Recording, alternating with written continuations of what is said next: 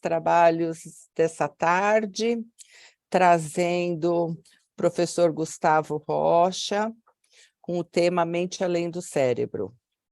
O Gustavo Rocha é professor adjunto do Departamento de Física da Universidade Federal da Bahia, professor do programa de pós-graduação em Ensino, Filosofia, História das Ciências, também da Universidade Federal da Bahia, de Feira de Santana, autor do livro História do Atomismo, Como Chegamos a Conceber o Mundo como o Concebemos, trabalha com História e Filosofia das Ciências, com ênfase em História da Física do século XX, História e Filosofia da Psicologia, Epistemologia e o diálogo entre ciência, religião e espiritualidade. Ele é bacharel em Física e mestre em História da Ciência pela Universidade Federal de Minas Gerais, doutor em Ensino, Filosofia e História das Ciências pela Universidade da Bahia, com doutorado do Instituto de Tecnologia de Massachusetts, como bolsista CAPES da Fulbright em Cambridge, nos Estados Unidos. Estágio de pós-doutorado como bolsista em Oxford, para a América Latina, na Universidade da Califórnia. Atualmente em estágio de pesquisa de pós-doutorado do Departamento de História da Universidade Federal de Minas Gerais, desenvolve o projeto de pesquisa Visões de Mundo, Epistemes Rejeitadas e o Sistema de Saberes Modernos. E, ademais, leciona a disciplina Uma História da Sombra da Ciência Moderna no programa de pós-graduação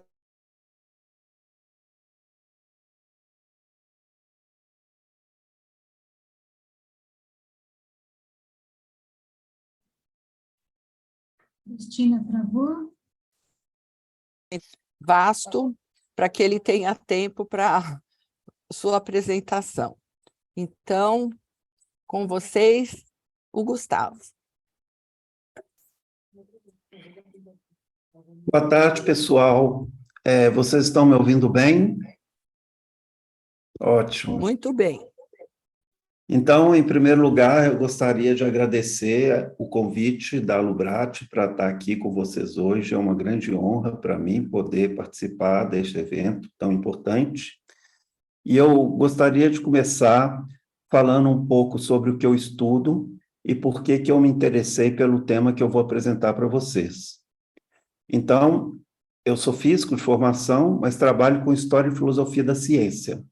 A minha área é chamada epistemologia. Episteme, do grego, significa conhecimento. Então, o estudo do conhecimento humano, ou dos fundamentos do conhecimento humano. Ou seja, o meu interesse é saber como nós conhecemos, saber como nós sabemos.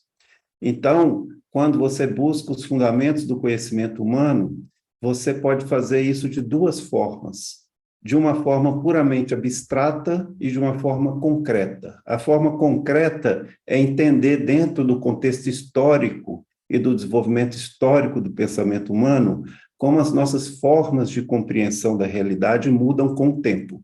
É essa abordagem que eu faço, por isso eu chamo de epistemologia histórica. Então, eu estudo como, ao longo do tempo, nós mudamos as formas como nós entendemos o conhecimento humano. O conhecimento humano que eu estou interessado é o conhecimento tanto da natureza da realidade quanto da natureza humana. De fato, entendendo a condição humana como sendo introduzida num universo mais amplo, a forma como nós entendemos esse universo mais amplo acaba condicionando a forma como nós entendemos a nós mesmos. Então, por exemplo, hoje nós temos uma narrativa da ciência convencional que eu chamo de épico-evolucionário, que é essa narrativa que tudo que nós conhecemos começa num momento chamado ponto de singularidade, que é conhecido como Big Bang, cerca de 15 bilhões de anos atrás, o universo começa a expandir e passa de um período onde ele é muito quente e aos poucos vai esfriando. e nisso vão formando as galáxias, os sóis, os planetas, e incluindo o nosso sistema solar, o planeta Terra, e em termos de 1 bilhão de anos, a vida na Terra apareceu, essa se desenvolveu, e aí nós temos toda essa deriva genética que culminou nos seres humanos e na sociedade humana. Essa grande narrativa, que eu chamo de época evolucionário, ela é uma narrativa que parte de uma perspectiva reducionista, no sentido que a ciência última que analisa o constituinte último da realidade seria a física, como a física de partículas ou a teoria quântica de campos. Então, nessa perspectiva, tudo seriam subpartículas atômicas, como quarks e leptons, que constituem toda a realidade existente. Essas partículas interagem entre si, estão em movimento, e nessa história cósmica, nessa narrativa cósmica, nós teríamos uma explicação de tudo, incluindo a condição humana. Nessa narrativa, não há espaço para nada que não seja material, e, portanto, a ideia de que a natureza humana tem algo que transcende ou que precede a nossa materialidade estaria fora de questão nessa narrativa. Por isso eu digo, quando a gente tem uma definição de natureza da realidade, nós temos de forma implícita uma definição já condicionada da natureza humana. Então, como epistemólogo, eu quero discutir e criticar as formas como nós chegamos a conceber o mundo da forma como nós concebemos e como nós chegamos nessa narrativa, e se justifica ou não essa narrativa. Então, nesse sentido, eu vou partir direto para a questão da natureza humana e pensar que nessa narrativa nós temos aquilo que o historiador da ciência chama de anomalias. Anomalias são fenômenos que aparecem para a comunidade científica que não cabem nessa grande narrativa. Então, eu vou começar compartilhando um slide meu com vocês. Preciso compartilhar a tela aqui. Deixa eu ver. Eu posso compartilhar a tela? Porque eu não estou encontrando aqui o meu... Pode sim, Gustavo. É que eu não estou encontrando o Vamos ver. meu slide aqui, né? Agora eu encontrei. Ótimo, obrigado. Vocês estão vendo minha tela agora? Sim. Bom, então vejam bem. Essa grande narrativa, que eu estou chamando aqui de época evolucionário, ela tem algumas anomalias quando a gente estuda a natureza humana. Ela tem anomalias em geral, mas aqui eu quero focar para vocês sobre os estudos da consciência humana, que implica diretamente na nossa concepção de natureza humana. Então, eu quero fazer uma analogia. Levem isso apenas como uma metáfora, uma metonímia. Não é para levar isso de forma literal. Quero fazer uma analogia com a história da física moderna. Qual que é a minha analogia? A física moderna é tudo aquilo que a gente conhece da física a partir do ano 1900, aproximadamente. Então, até esse período, que é o que a gente chama de física clássica, você tem uma concepção da realidade física que é bem colocada pelo físico britânico Lord Kelvin, nessa palestra que ele deu para a Associação Britânica para o Avanço da Ciência. Ele falou em 1900 o seguinte: não há nada mais de novo a ser descoberto pela física. Tudo o que nos resta são medições mais e mais precisas. Essa física clássica é aquela física que a gente ensina no ensino médio, que é o estudo de pêndulos, planos inclinados, arremesso de projétil, essas coisas. Ela inclui tanto a mecânica clássica, mecânica newtoniana, quanto a termodinâmica clássica e o eletromagnetismo. Então, com essas três grandes áreas, os físicos entendiam, como Lord Kelvin, que tudo aquilo que nós chamamos de propriamente físico já tinha sido estudado pela ciência e nós tínhamos já formuladas as leis gerais que regem esses fenômenos físicos, como fenômenos elétricos, magnéticos, a natureza da luz, que é uma síntese do eletromagnetismo, ainda o movimento, que é a mecânica clássica, e os fenômenos térmicos, que é a termodinâmica clássica. A ironia é que, em 1900, uma dessas anomalias que existia na física da época foram decifradas algumas dessas anomalias. Uma delas é o chamado fenômeno da radiação de corpo negro. Eu não vou entrar aqui em detalhes, mas um físico alemão chamado Max Planck lançou um trabalho em 1900 para tentar entender esse fenômeno que não era compreendido pela física clássica. O fato é que, de 1900 a 1925, aproximadamente, toda a física clássica foi modificada naquilo que hoje a gente chama da física quântica. De uma forma um tanto análoga, em 1905, um jovem físico, o Albert Einstein, publicou um trabalho que é a primeira apresentação do Einstein daquilo que nós chamamos de relatividade restrita. 10 anos depois, em 1915, ele formulou aquilo que é a relatividade geral, que é quando ele aplicou o raciocínio da relatividade restrita para a gravitação. Não importa os detalhes, eu só quero mostrar que essas duas revoluções, a física quântica e a física relativística, mudaram a forma como nós entendemos o mundo físico. E que, portanto, o Lord Kelvin estava redondamente enganado quando ele afirmou que não havia nada mais a ser descoberto pela física. E o que acontece que as anomalias, como o caso do Max Planck, que estudava radiação de corpo negro, ou a primeira aplicação que o Einstein fez dessa teoria do Planck para entender outro fenômeno que não era entendido na época, que é o chamado efeito fotoelétrico. Esses fenômenos, radiação de corpo negro, efeito fotoelétrico, efeito Compton e uma série de outros efeitos na física, eram anomalias porque não eram compreendidas no quadro da física clássica. Com o avanço da física moderna, ou seja, o avanço da física relativística e da física quântica, nessas primeiras 3 décadas do século XX, nós tivemos o desenvolvimento da física moderna. E aí esses fenômenos deixaram de ser anomalias, porque dentro desse quadro, esses fenômenos que eram anomalias passam a ser entendidos. Então, o que acontece?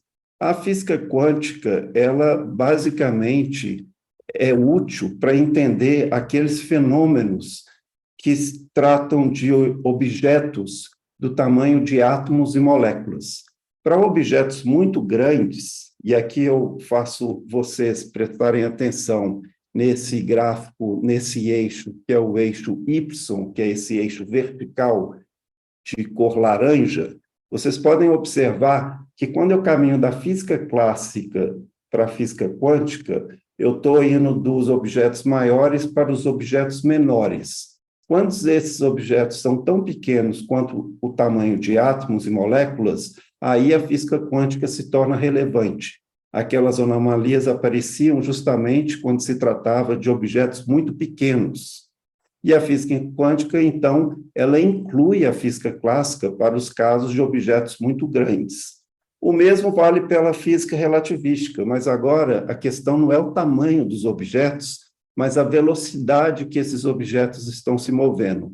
Então, quando a velocidade é muito pequena, longe da velocidade da luz, esses objetos obedecem às leis da física clássica.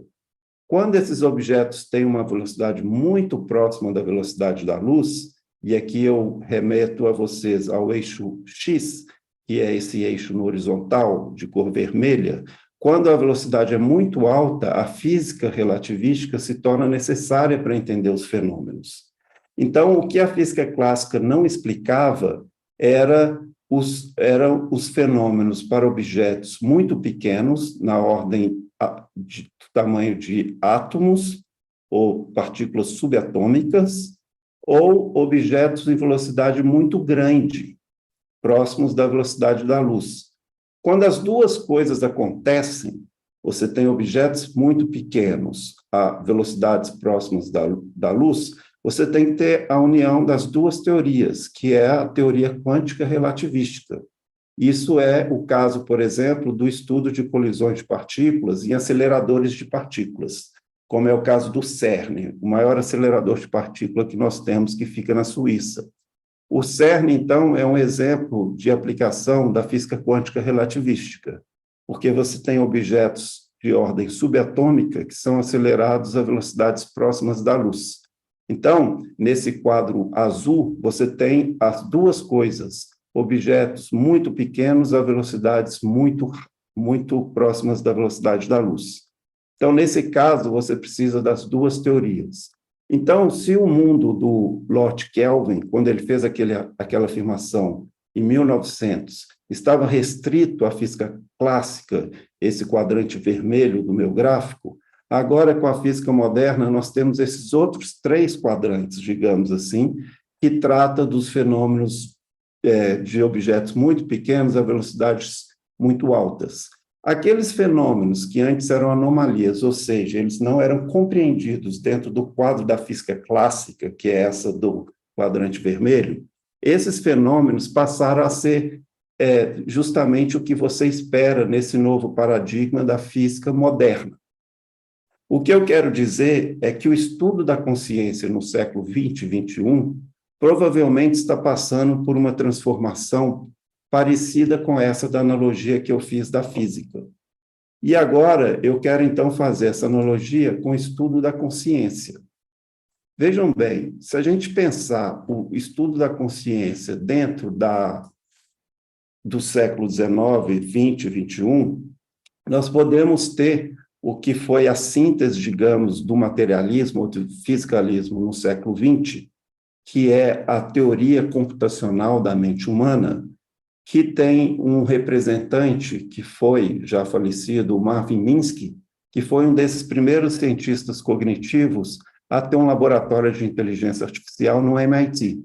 Ele falou, e aqui eu faço analogia com o Lord Kelvin em 1900, ele falou, na segunda metade do século XX, que nós somos tão somente máquinas feitas de carne, carregando um computador dentro de nossas cabeças. Ou seja, que o cérebro é um processador de informação feito de carne.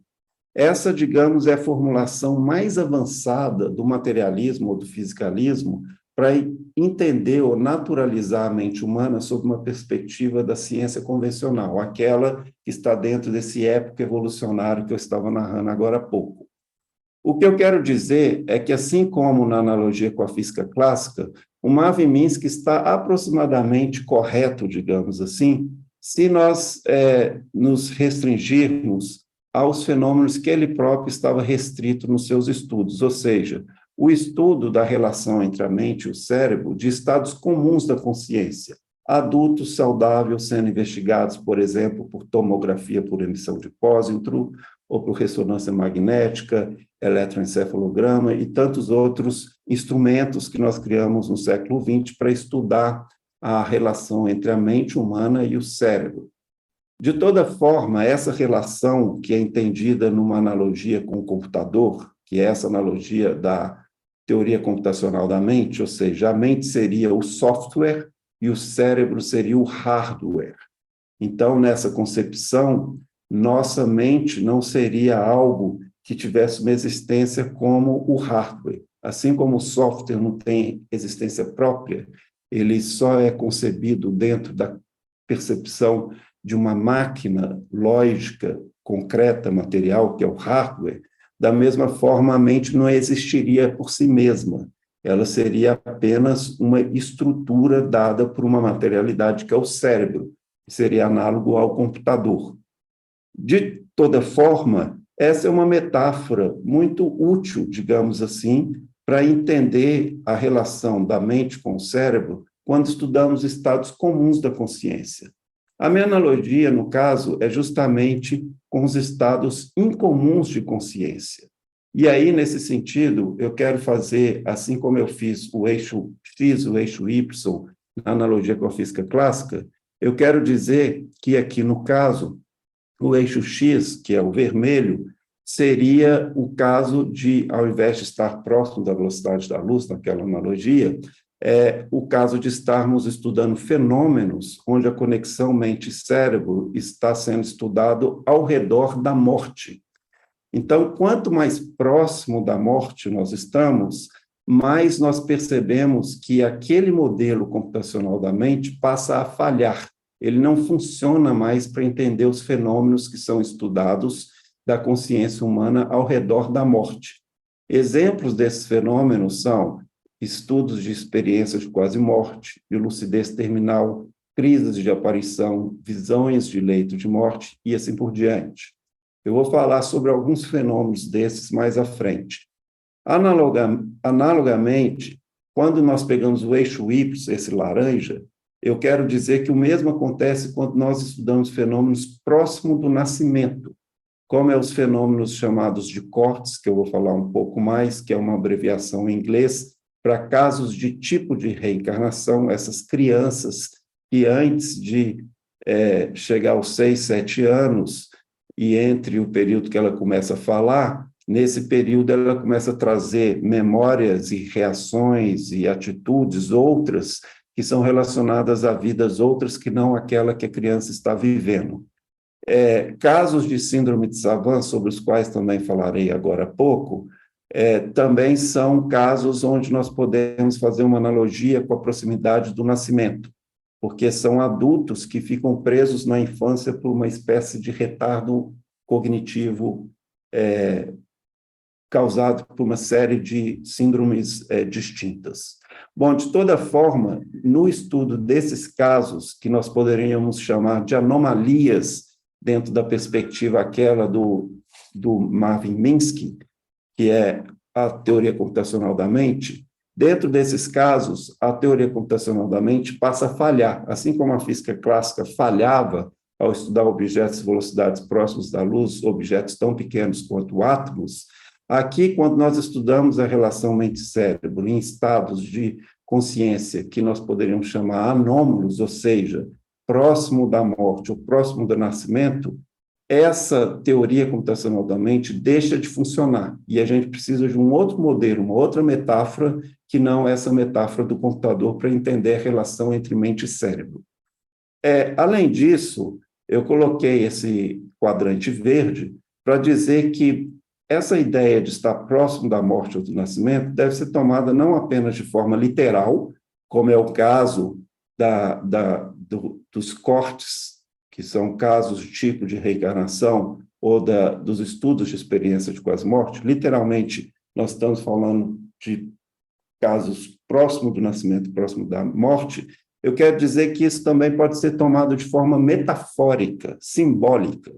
Por exemplo, as chamadas experiências místicas têm como metáfora, analogia, a ideia de uma morte do ego e um renascimento de um eu superior, ou um despertar de um eu superior que estava adormecido. Então, seja no sentido de despertar ou no sentido de renascer, você tem, de novo, uma referência ao nascimento e à morte. Então, por isso eu falo sempre que é próximo da morte ou do nascimento, seja de forma literal ou de forma simbólica. Quando nós estudamos esses fenômenos que são anômalos sob a perspectiva do estudo dos estados comuns da consciência e o modelo computacional da mente sobre a relação entre mente e cérebro, quando nós estudamos essas anomalias, nós precisamos de um outro modelo para conexão mente-cérebro que não seja esse do cérebro como produtor da mente, igual o hardware como produtor do software. Nesse sentido, eu quero dizer que ao buscar uma metáfora alternativa, que não a metáfora computacional da mente, nós estamos criando uma heresia para todo o sistema de saberes moderno, porque, de certa forma, nós, ao buscarmos metáforas alternativas, acabamos desafiando aquela narrativa cósmica que eu acabei de chamar de épico evolucionário, que, nesse sentido, a consciência seria algo como parte da fabricação da realidade e não somente um epifenômeno, que é um nome em filosofia, para um fenômeno que é secundário, que não é primário, ou seja, ele não tem existência própria, ele é apenas uma espécie de ilusão que aparece sobre, por isso a ideia de epifenômeno, é um fenômeno acompanhante ou sobre o fenômeno principal, que é o que realmente existe, que é o que realmente acontece. Então, se a gente buscar metáforas alternativas a essa da teoria computacional da mente, e há várias dessas metáforas alternativas, nós não vamos entrar aqui em detalhes, mas o fato é que nós acabamos por sugerir que a consciência tem uma existência própria que não é somente um epifenômeno, ou seja, não é apenas um fenômeno acompanhante do fenômeno real, que seria o cérebro, o sistema nervoso, o corpo, a natureza material dentro da qual a nossa experiência humana está ancorada. Então, nesse sentido, eu quero dar alguns exemplos dessas experiências anômalas para vocês terem uma ideia como que isso não encaixa nessa que eu coloquei aqui como a teoria computacional da mente relacionada a esses estudos de estados comuns da consciência de pessoas adultas saudáveis que eu estou representando aqui nesse quadrante vermelho. Então, assim, e essa analogia, como na física nós tivemos uma passagem da física clássica para a física moderna que necessitou de uma revolução científica, que é essa revolução da física quântica e da relatividade restrita em geral. Da mesma forma, nós precisamos de uma revolução no estudo da consciência humana para tornar essas que hoje são anomalias, de acordo com o quadro geral das coisas que nós temos na teoria computacional da mente, para isso se tornar simplesmente os fenômenos que nós simplesmente esperaríamos num novo paradigma. Então, eu vou fazer uma viagem, digamos assim, panorâmica sobre algumas dessas experiências.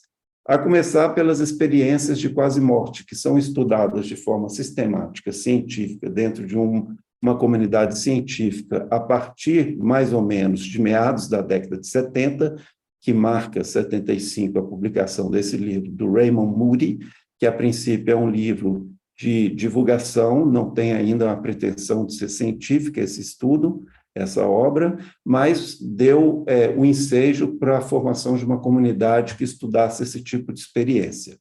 Bom, entre 75 e 2005, esse handbook, que é um compêndio dessa área de estudo, mostra que já havia 55 grupos de pesquisa, 65 estudos realizados, envolvendo mais de 3.500 sujeitos e 600 publicações.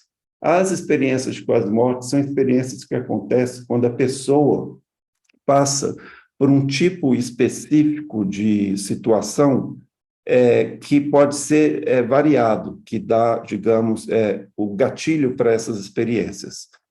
Um exemplo clássico é a parada cardíaca. Não é o único exemplo, pode ser um acidente, pode ser uma doença, a pessoa pode, de fato, ter estado próximo da morte ou não. Às vezes ela sofreu um acidente, não teve perigo de morrer, ela sai ilesa do acidente, mas, no entanto, o fenômeno acontece da mesma forma. Então, o que engatilha esse fenômeno é uma variedade de situações. No entanto, o fenômeno é comum. Ele é comum e não só relatado nos tempos modernos, na sociedade moderna, como existem estudos transculturais e diferentes experiências civilizacionais e culturas que relatam a mesma fenomenologia. Então, digamos assim, parte da experiência humana esse tipo de fenômeno. Então, qualquer teoria, qualquer modelo que tente entender a natureza humana deve levar esse tipo de fenômeno em consideração, dada a universalidade desse fenômeno, como nós o encontramos na história da humanidade. O fato é que esses fenômenos foram estudados e definidos por escalas, como o índice de peso da experiência de núcleo, que foi uma primeira tentativa de criar uma escala por esse pesquisador, Kenneth Ring, e a escala de Grayson, que é a mais usada hoje, criada em 83 por esse pesquisador, Bruce Grayson. A escala de Grayson é uma escala que tem 16 pontos, onde você tenta definir a fenomenologia dessa experiência, que é a experiência de quase morte. O que eu quero dizer é que esse é um estudo que exigiria uma apresentação própria, mas que entre esses fenômenos dentro das experiências de quase morte, eu quero destacar alguns. Um desses, que está aqui na escala de Grace apontado como número 12, é uma experiência de estar fora do corpo.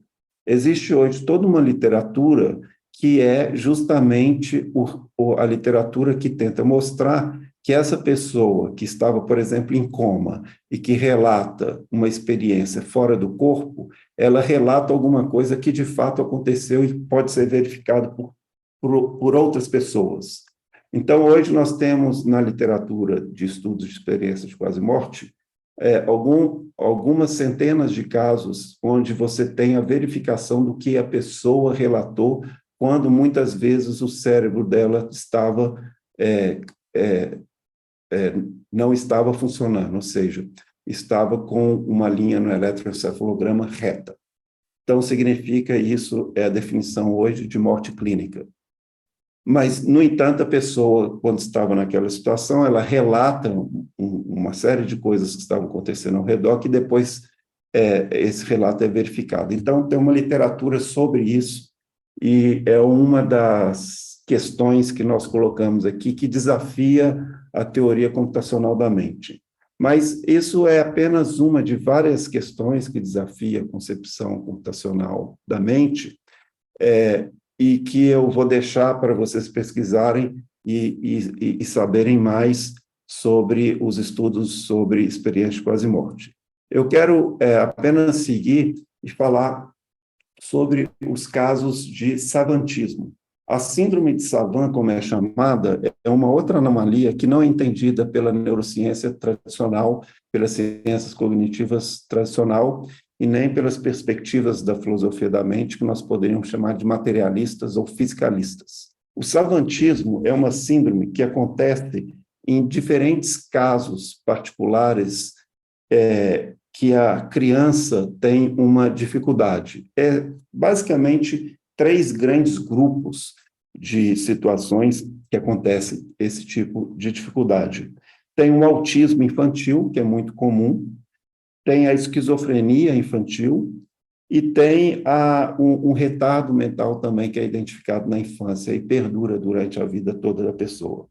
O fato é que essa pessoa, o savant, tem uma dificuldade cognitiva que exige que essa pessoa tenha, durante toda a sua vida, a necessidade de um cuidador. No entanto, e esse que é o paradoxo da síndrome de Savant, apesar dessa pessoa não ter a capacidade de reproduzir a própria subsistência, ela tem um talento extraordinário que não foi aprendido pelas formas normais como nós entendemos que nós aprendemos as coisas. E esses talentos extraordinários incluem talento musical, talento matemático, talento para as artes, pintura, escultura, desenho, habilidades mecânicas, uma memória prodigiosa, uma alta capacidade sensorial, uma capacidade muito estranha de calendário humano. A pessoa simplesmente sabe qualquer dia da semana que cai qualquer dia do ano, desde milênios para frente ou milênios para trás, contando que a pessoa entenda a diferença entre o calendário juliano e o calendário que utilizamos hoje.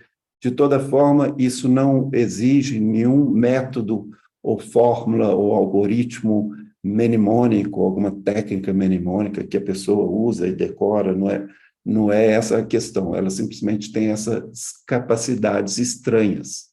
O fato é que os casos de savantismo são extremamente raros. Eles são separados em 2 classes. Tem o savant de tipo 1, que é um savant talentoso, mas que é um talento que uma pessoa comum poderia alcançar, dado um treinamento adequado. Mas o que é realmente raro é o chamado savant de tipo 2. Esses são savants prodigiosos, que têm uma habilidade totalmente super-humana e que, no entanto, nunca teve que aprender aquela habilidade, ele simplesmente nasceu sabendo. Então, um exemplo é o Thomas Green Bethune, que era conhecido como Blind Tom, que é um caso ainda do final do século XIX, nos Estados Unidos. O Blind Tom foi vendido como escravo ainda na época da escravidão nos Estados Unidos, porque ele era filho de uma escrava que foi comprada por esse senhor que vocês podem ver nessa foto do lado do Blind Tom. O fato é que esse menino tinha uma uma série de dificuldades, ele era cego, ele tinha um atraso mental, ele tinha dificuldade para se comunicar e assim por diante. No entanto, como se descobriu, ele tinha uma capacidade musical simplesmente extraordinária. Ele podia escutar qualquer peça musical, independente da complexidade do estilo, e imediatamente tocar aquela peça no piano e guardar aquela peça para sempre como uma memória musical que ele acumulou centenas e milhares de peças ao longo da sua vida, o que levou a esse senhor que cuidou dele até o final da sua vida a fazer várias turnês na América do Norte e na Europa para mostrar esse fenômeno que foi o Blind Tom. Esse é um caso do final do século XIX, mas nós temos casos parecidos no século XX. Um outro caso que se tornou bastante conhecido por causa do filme Rain Man, com Tom Cruise e Dustin Hoffman, é o caso do Kim Peek. O filme Rain Man foi inspirado no Kim Peek. O Kim Peek morreu há pouco tempo, mas ele tinha a capacidade de ler um livro numa velocidade muito maior do que a nossa, onde ele lia com o olho direito a página direita, o olho esquerdo a página esquerda, depois sintetizava as informações e lembrava cada vírgula para o resto da vida. Então, ao longo da vida, ele leu alguns milhares de livros e ele sabia de tudo o que ele leu de uma forma que a gente chama de memória fotográfica, algo realmente fenomenal, porque nem pessoas muito treinadas em técnicas de memória e que ganham campeonatos de memória, etc., têm essa capacidade. Não é uma capacidade que pode ser aprendida até onde a gente entende, mas o Kim Peek era um caso extremo desse tipo de capacidade. Vocês podem, em cada um desses casos, pesquisar hoje na internet, no YouTube, etc., principalmente esses casos do século XX. Muitas dessas pessoas morreram há pouco tempo, outras estão vivas, então elas foram amplamente, são amplamente investigadas, e esses estudos viram documentários, viram filmes, viram, enfim, pesquisas que são depois compartilhadas para o grande público. Então, vocês encontram e eu sugiro que vocês pesquisem depois dessa apresentação, ou em outro momento, mas o fato é que você encontra com riqueza de detalhes esses casos recentes. Um outro caso é o Stephen Whiteshire, que nasceu em 74, e esse caso continua vivo. Ele é um britânico que é um savant, que pode, digamos, fazer um sobrevoo em qualquer grande cidade, Londres, Nova York, Roma, Florença, etc., e um sobrevoo de 40 minutos, uma hora de helicóptero que ele faz, ele simplesmente memoriza cada detalhe de tudo que ele vê. E depois ele pode voltar para a Terra e ficar 3, 4 dias pintando um painel como esse que vocês estão vendo, onde ele pinta toda a cidade, vista panorâmica que ele teve nesse sobrevoo de helicóptero, com a riqueza de detalhes das mínimas janelas, colunas de cada prédio, que depois pode ser verificado, e ele não erra nem um pouquinho cada um desses detalhes. É uma coisa realmente sobre-humana, impressionante, de novo, que não pode ser aprendida, mas simplesmente que há pessoas que têm essa capacidade. Um dos grandes estudiosos do savantismo, ele foi parte de um programa de televisão nos Estados Unidos, que eu traduzi aqui para vocês terem uma ideia de 3 savants que ele estudou no século XX. Agora, esse pesquisador morreu recentemente, mas para vocês terem uma ideia mais concreta do que é o savantismo, eu vou colocar aqui para vocês.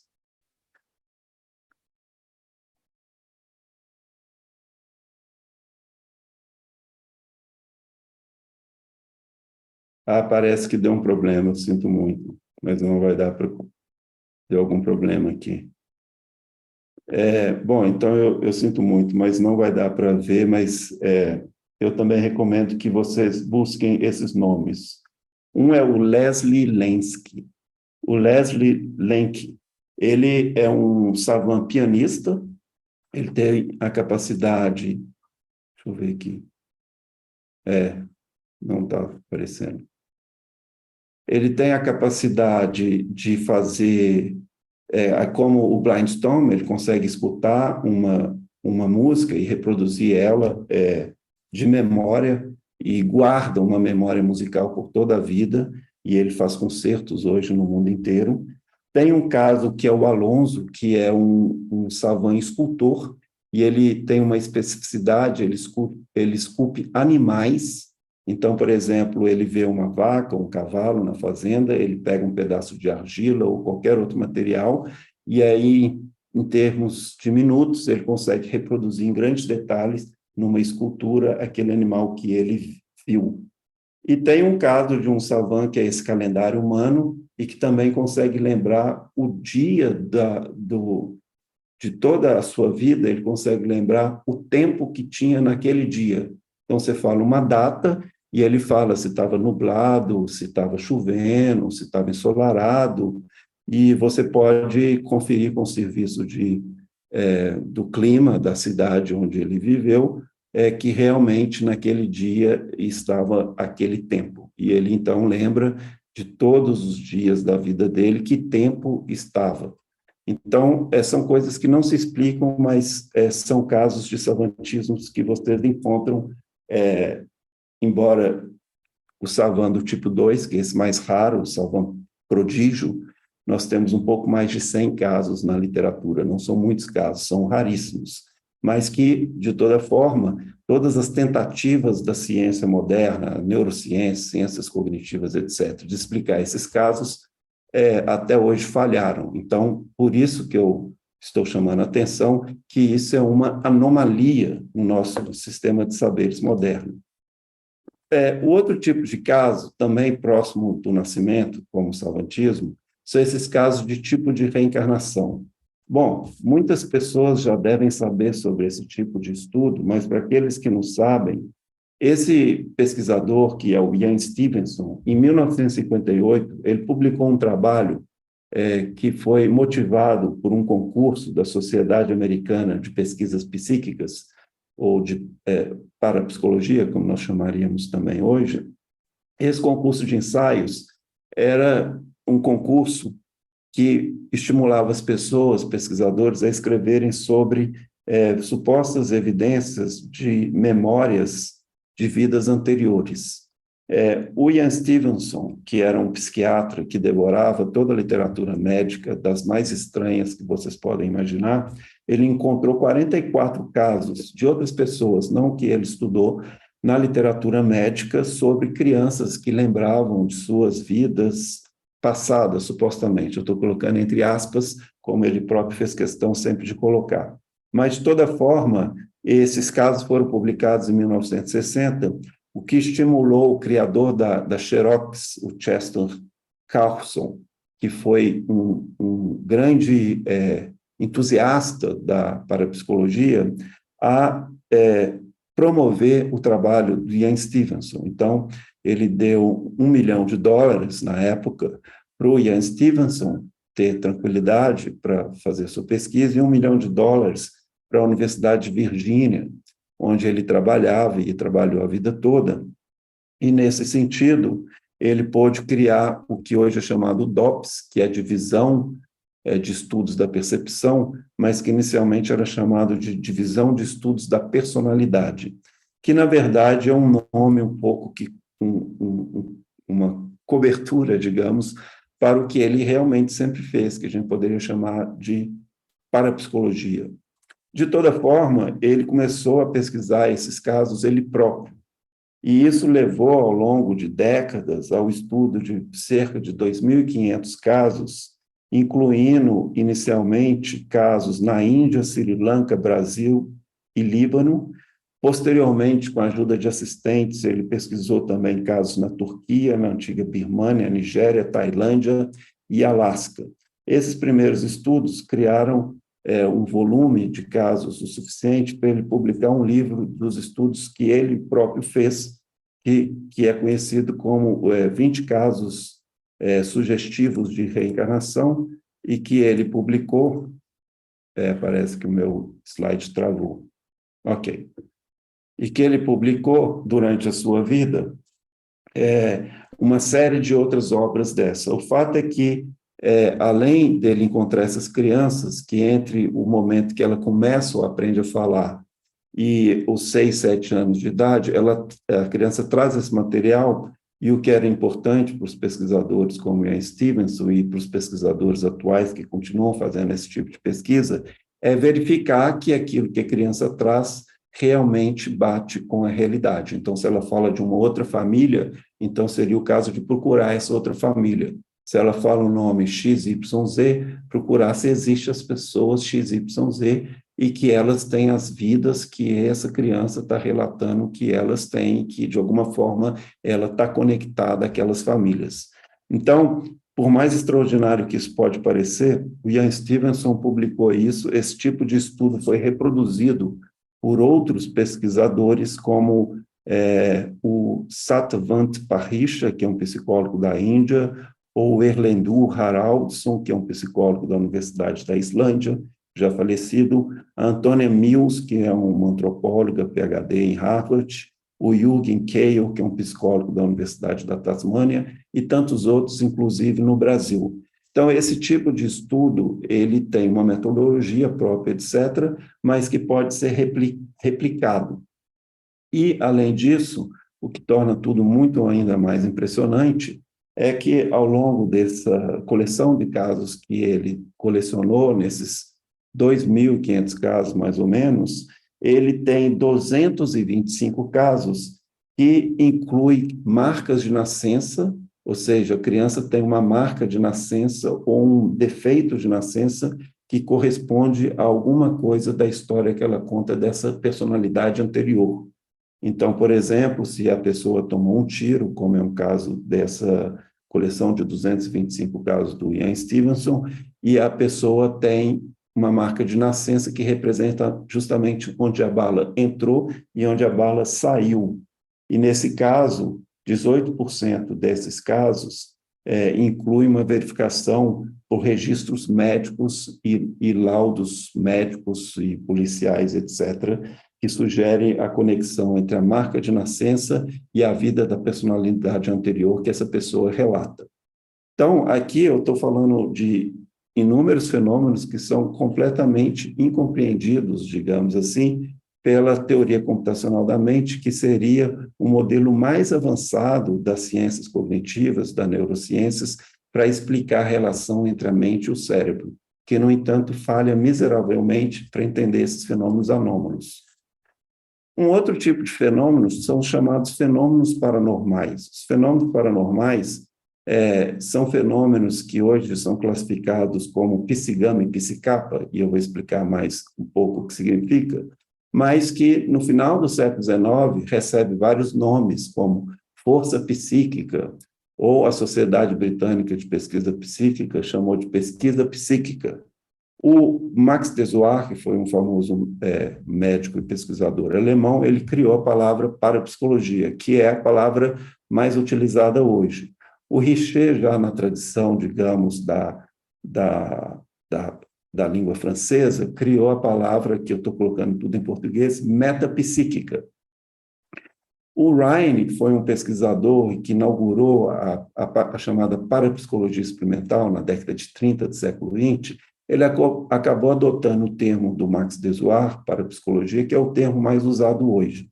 Mas, em geral, você tem essa definição de paranormal, parapsíquica ou metapsíquica, e eu chamo a atenção para esses prefixos para, meta, super, trans, que são prefixos que mostram justamente essa dimensão desses estudos anônimos da consciência humana, que recebe vários nomes que, em geral, significa além de, ou superior, uma capacidade superior, uma capacidade além da capacidade normal ou comum. De toda forma, o que significa a parapsicologia, de fato, são estudos de fenômenos que são chamados, nessas duas classes, ou de percepção extrasensorial, que inclui a telepatia, a suposta capacidade de uma mente humana ter uma informação de outra mente humana que não poderia ter sido adquirida pelos sensos normais, os 5 sentidos, a clarividência, que é a suposta capacidade da pessoa ter informação à distância de coisas que ela não poderia conhecer sobre os sentidos normais, a pré-cognição e a retrocognição, que seria suposta capacidade, respectivamente, de conhecer o futuro ou o passado de formas que não poderíamos conhecer, das formas através da percepção sensorial ordinária, e o psicapa seria fenômenos de ação da mente sobre a matéria, como é o caso da psicocinese.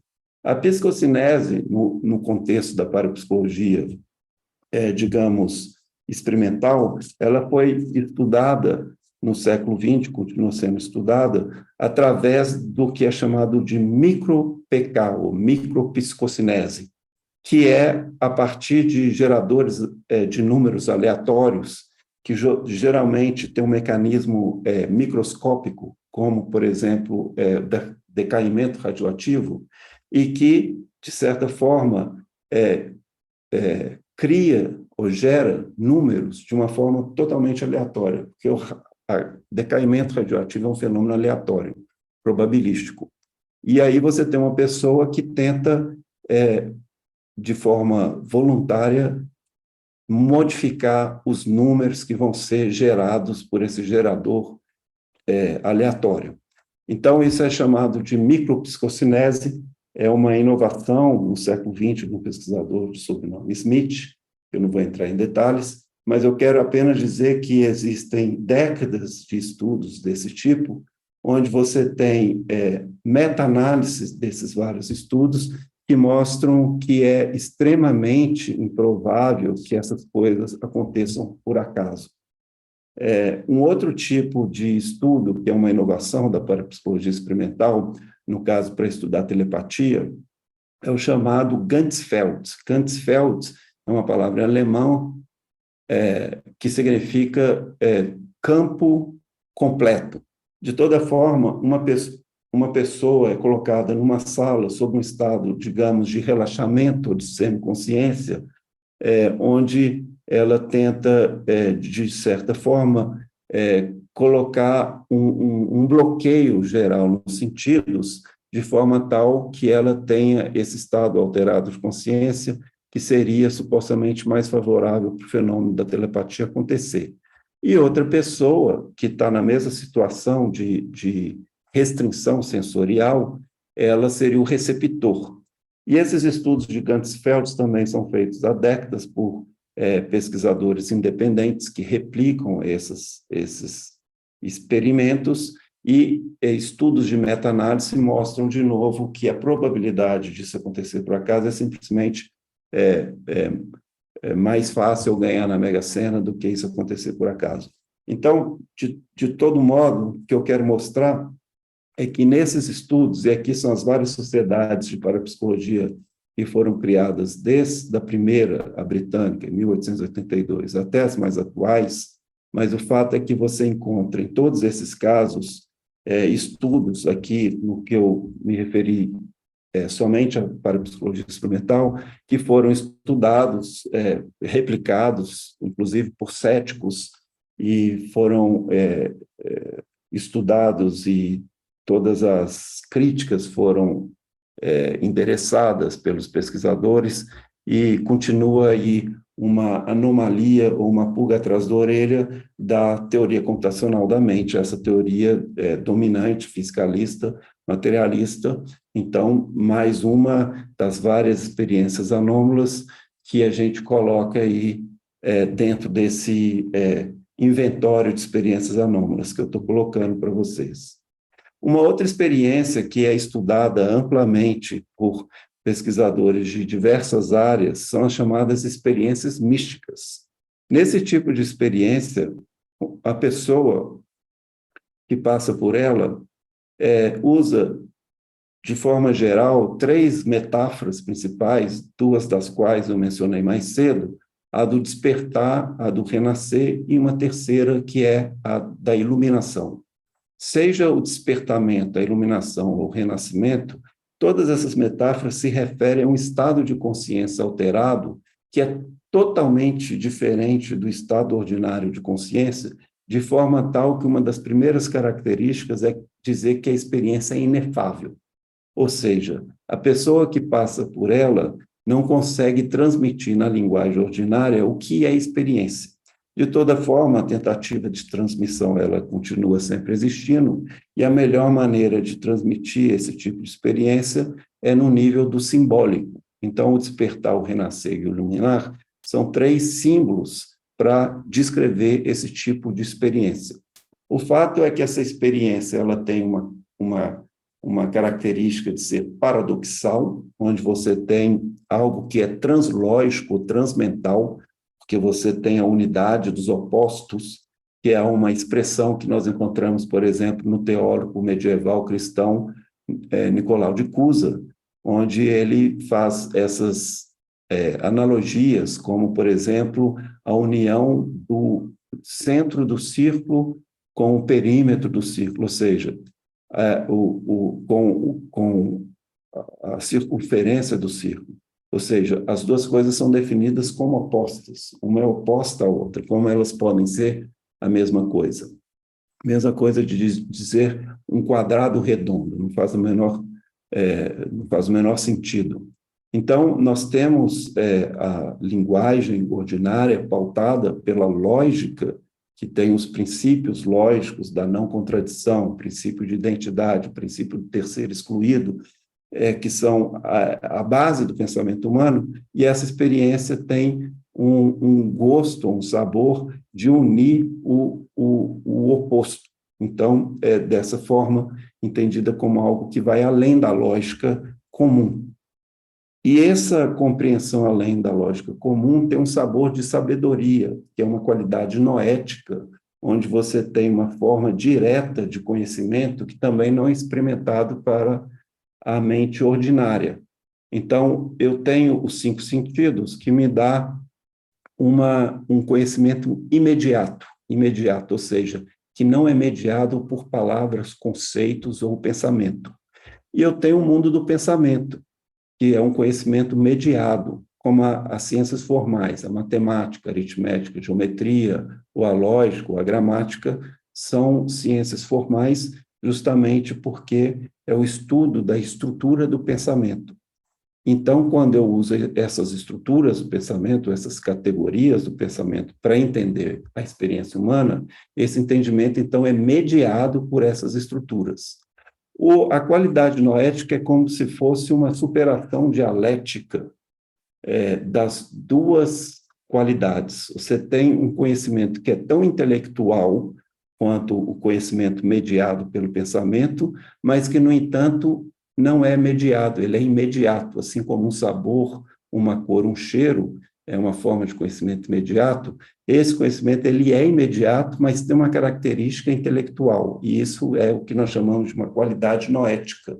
É uma forma superior de conhecer a experiência humana, ou de ir além da experiência humana. E nós poderíamos continuar aqui falando outras características dessas experiências que são estudadas por uma variedade de áreas diferentes e que, no entanto, são anomalias para o sistema de saberes moderno, para a ciência moderna, dominada por essa visão que eu chamei aqui do époco evolucionário, que tem um pressuposto fisicalista, materialista, que, quando aplicado para o estudo da psique ou a psicologia, não é o suficiente para explicar esses fenômenos anômalos.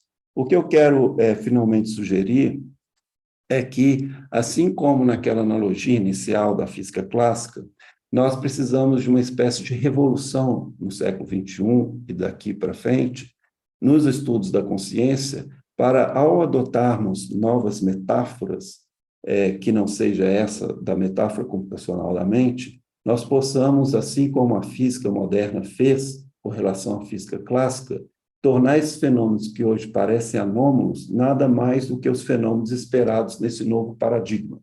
Então, nesse sentido, eu gostaria de concluir dizendo que a ciência ela tem uma história e, no entanto, o senso comum tende a entender a ciência como descobertas irrevogáveis, um progresso contínuo que nos leva a acreditar que nós sempre conhecemos mais e mais na medida que passam os anos, as décadas, os séculos, etc.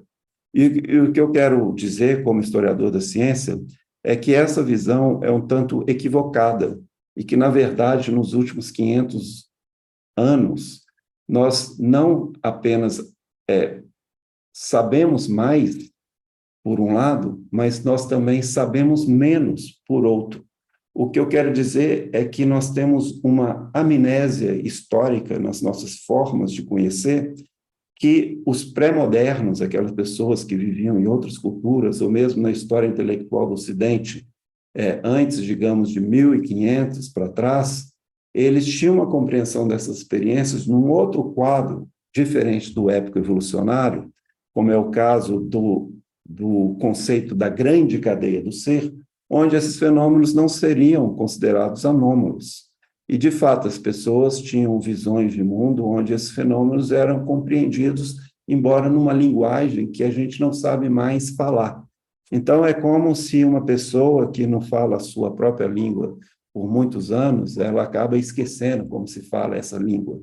Então, a ciência é um processo contínuo de objetificação do conhecimento humano, onde, pautado por uma série de tendências, como a objetificação, a especialização e várias formas de reducionismo, e essas tendências crescentes no desenvolvimento da história da ciência moderna têm um efeito de nos levar a esquecer como nós compreendíamos essas experiências. Então, a ciência moderna, ela tem, por um lado, esse aspecto que a gente entende no senso comum, que a gente sabe cada vez mais, mas ela tem uma sombra, e essa sombra é justamente esse aspecto que a gente passa a esquecer como compreender certos aspectos da natureza humana na medida que a ciência avança. Então, o que eu quero sugerir é que todas as tentativas de conhecer essa natureza humana muito mais ampla que existe em cada um de nós, que vem sempre com o prefixo para, como paranormal, ou trans, como transpessoal, ou então meta, como metafísica, ou como o Richer chamou a parapsicologia de metapsíquica, ou o prefixo para, como eu falei, o paranormal, além do normal, a metafísica, além do físico, etc. Todos esses prefixos são utilizados no mundo moderno e contemporâneo para tentar se remeter a uma compreensão de uma realidade humana essencial que nós esquecemos como se compreende. Então, de certa forma, eu quero concluir dizendo que o grande desafio para a epistemologia, a metafísica, a ontologia do futuro é ter um quadro mais amplo que possa incluir tudo o que a ciência moderna já conseguiu abarcar na sua exploração do mundo empírico, mas recuperar aquilo que nós esquecemos, que é justamente a compreensão dessa realidade última que a experiência mística, por exemplo, nos remete, que, de certa forma, é parte da natureza última da nossa própria identidade, e que, no entanto, transcende a lógica e as categorias do pensamento que são básicos na construção do discurso científico, como as categorias de espaço, tempo, causalidade e da própria ideia da psicologia moderna de psique, de ego, de self ou de identidade humana. Nós temos, então, esses aspectos da nossa compreensão do mundo apenas como uma espécie de filtro da compreensão do mundo. E a ciência moderna foi exemplar em pesquisar esse filtro. No entanto, ela esqueceu que, além do filtro, existe uma realidade que pré-existe esse filtro. E nós passamos a entender que essa realidade que pré-existe esse filtro não pode ser falada. Então, eu sempre faço analogia com um óculos que tem uma lente, por exemplo, vermelha. Eu vejo o mundo todo vermelho, mas não é porque a vermelhidão está no mundo, mas sim porque o mundo interpretado por essa lente vermelha, ele parece vermelho para mim, mas o mundo não é vermelho em si mesmo.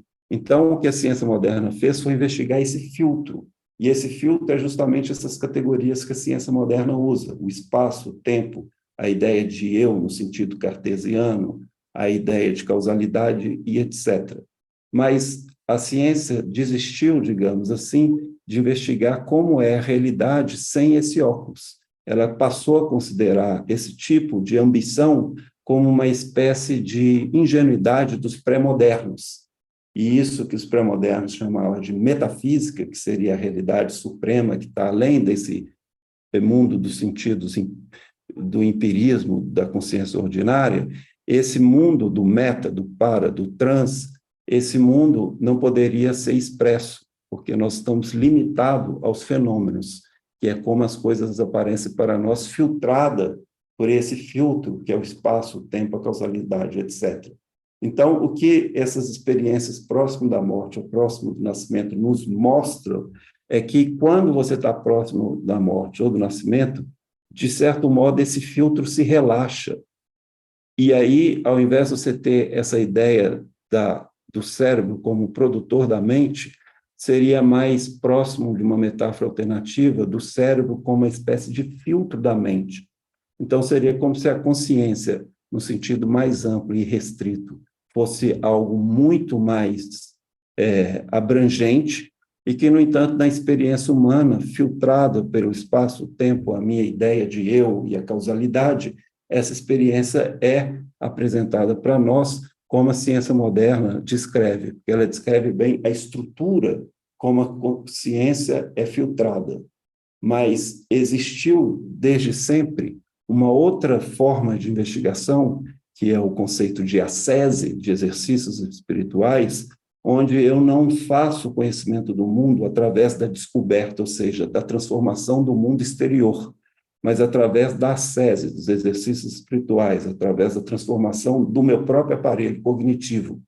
E essa outra forma de pesquisa da realidade é justamente o que nós encontramos nas tradições meditativas, e que na filosofia contemporânea, nessa tradição intelectual do Ocidente, foi apontado pela fenomenologia, essa tentativa de fazer um discurso em primeira pessoa que fosse legítimo e que fosse independente desse discurso em terceira pessoa, que é o da objetividade da ciência moderna, e que essa investigação em primeira pessoa pudesse encontrar realidades cada vez mais profundas. Essa é uma tradição que você encontra no Ocidente, no Oriente, no Sul global, no Norte global, em todas as épocas, em todos os tempos, e que, de certa forma, a ciência moderna fez com que nós esquecêssemos essa possibilidade de conhecer a realidade e a natureza humana. Então, eu quero concluir por aqui, abrir para perguntas. Eu vou parar de compartilhar minha tela, mas, de modo geral, é isso que eu queria trazer para vocês.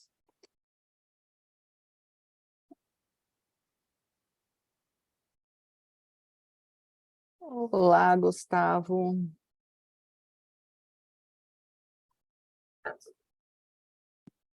Excelente palestra, muito conteúdo interessante, que a gente precisaria aí de alguns dias para poder usufruir de todo esse conhecimento, né? Mas, assim, tem algumas questões, eu vou passar para você. A Tabata, ela pergunta o seguinte... É aí que eu perdi a Tabata aqui, olha. Ela gostaria de saber se você conhece algo sobre a teoria integral de tudo e o campo informacional do autor Enzo Laszlo. Ervin Laszlo. Sim, eu conheço a teoria de tudo, talvez que você chama de tudo, que é a teoria do Ken Wilber, teoria integral, e o Laszlo, que também tem essa teoria que você mencionou. Bom, o que acontece? Bom, são duas pessoas distintas. Eu vou falar, então, das duas de forma separada. A teoria integral do Ken Wilber é muito importante, na minha opinião, porque ele fez várias distinções conceituais que são importantes para fazer essa recuperação desse conhecimento dos pré-modernos, sem jogar fora o conhecimento dos modernos e dos pós-modernos. Então, ele tenta, nesses 5 elementos que ele chama os quadrantes, os estados, as estruturas, as linhas e os tipos de desenvolvimento, com esses 5 elementos, ele tenta fazer essa teoria integral, essa teoria do tudo. Inclusive, recentemente, junto com o Instituto Integral, que representa o Ken Wilber no Brasil, eu ofereci um curso de psicologia integral de 40 horas, justamente para tentar fazer uma exposição sistemática, histórica e com rigor epistemológico, metodológico, etc., filosófico, da teoria do Ken Wilber. Então, eu vou citar apenas 2 contribuições importantes. Uma contribuição importante é a distinção que ele faz daquilo que ele chama da falácia pré-trans, ou seja, você tem várias narrativas do desenvolvimento humano produzido pela modernidade. Isso pode ser entendido sob o ponto de vista do desenvolvimento do indivíduo, como é o caso, por exemplo, das teorias de psicologia do desenvolvimento, mas pode ser entendido como desenvolvimento da cultura, da sociedade, da biologia, do universo, etc. Então, por isso ele remete a uma teoria de tudo nesse sentido. De toda forma, o desenvolvimento humano ele tem dois limites que estão nas antípodas um do outro, que estão fora do normal ou do pessoal, que é o pré-pessoal e o transpessoal. E, no entanto, a modernidade tende a confundir os dois, a entender que uma experiência pré-pessoal é transpessoal ou o contrário, que uma experiência transpessoal é pré-pessoal. Então, por exemplo, e aí você tem, a cada ponto, vamos supor, você tem lá uns 10 pontos que são espécies de um degrau, 10 degraus, que seria o representante aqui do desenvolvimento humano. Você tem aqueles intermediários que é o que a gente chama de pessoal. Você tem o pré-pessoal e o transpessoal. O que há em comum entre o pré-pessoal e o transpessoal é que eles não são o pessoal. E essa coisa em comum acaba levando a confundir os dois. Vou dar um exemplo concreto. É famoso o diálogo do Romain Rolland, que foi um intelectual francês importante, tem uma biografia enorme de 3 volumes do Beethoven, que eu recomendo para quem gosta de música. O Romain Rolland, ele escreveu para o Freud, ele era um contemporâneo do Freud, perguntando o que o Freud achava dessas experiências oceânicas, que é o nome que ele deu, muito poético, para o que eu chamei aqui das experiências místicas.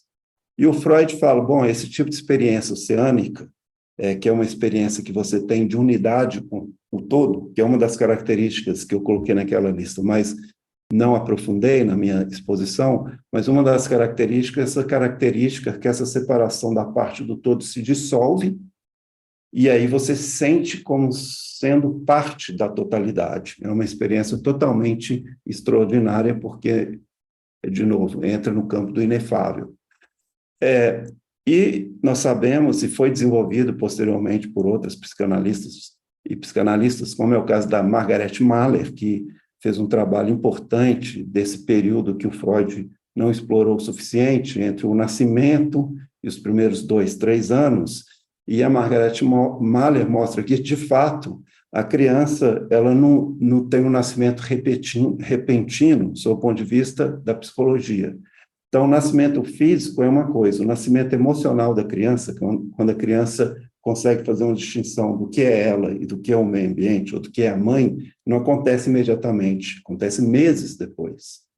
Então, inicialmente, seria como se estivéssemos na criança, na sua mente, seria como pensar que, ao beliscar a criança, ela entende que aquela dor que ela está sentindo, na verdade, é uma dor que o universo inteiro está sentindo, que ela não se distingue do universo, a começar por ela não se distinguir da mãe, que ela tinha uma unidade com a mãe, que foi rompida com o nascimento físico.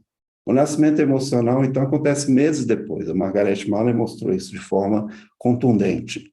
Então, o Freud, nessa perspectiva, entendeu que as experiências de unidade com o todo se remetia ao pré-pessoal.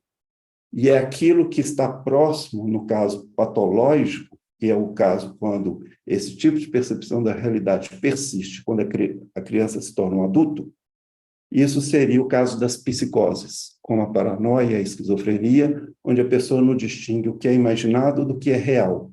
E ela vê coisas, ouve vozes, ou ela pensa que o outro está lendo a mente dela, ou ela acha que está sendo perseguida, como é o caso da paranoia. Então, as psicoses seriam casos onde a cognição desse infante permanece na fase adulta. O Freud, então, ele patologiza,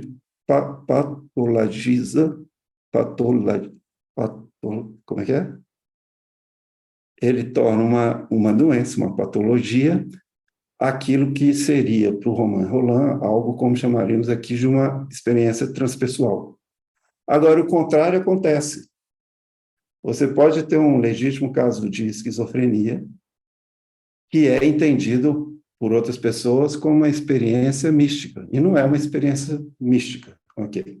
Então, quando ele faz essas distinções, ele vai, isso eu explico nesse meu curso, ele vai criando ponto a ponto as várias confusões pré-trânsito. Então, essa é uma contribuição fundamental. Outra contribuição fundamental é quando ele faz a distinção entre estados e estruturas. O que a ciência estuda são as estruturas, que eu chamei aqui dos óculos, da lente, do filtro através do qual nós filtramos a experiência humana. Mas os estados são essas tradições meditativas que tentam investigar a realidade cada vez mais solto dessa estrutura.